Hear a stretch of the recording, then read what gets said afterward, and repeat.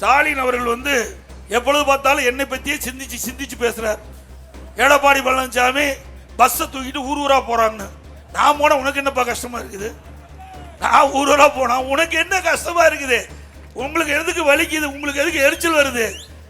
இவ்வளவு மக்கள் வெள்ளத்தை பார்த்த உடனே இன்றைக்கு மீண்டும் ஆஸ்பத்திரி போனாலும் போயிடுவார். ஏன்னா அருமை சகோதரர் நாகேந்திரன் இங்க என்னோட பேசிட்டாரு. இதையெல்லாம் பார்ப்பாரு நினைக்கிறேன். இப்ப லைவ்ல போயிட்டு இருக்குது. இதெல்லாம் பார்த்தா இன்றைக்கு கோயில்பட்டி நகரமே குலுங்கிட்ட அளவுக்கு மக்கள் வெள்ளம். இந்த காட்சி பார்த்தா அவரால் தாங்க முடியுமா? அதுவும் அறிவிச்ச நாகேந்திரன் என்னுடனே இருந்து அவரும் பேசிட்டார். இப்போ அந்த கூட்டணி கட்சி தலைவர் திரு ஸ்டாலின் பொருந்தாத கூட்டணியா, நீ ஏன் கண்டுபிடிச்ச பொருந்தாத கூட்டணின்னு? அது எங்களுக்குள்ள இருக்கிற கூட்டணி, உங்களுக்கு ஏங்க கவலை? ஏன் நீங்க கவலைப்படுறீங்க?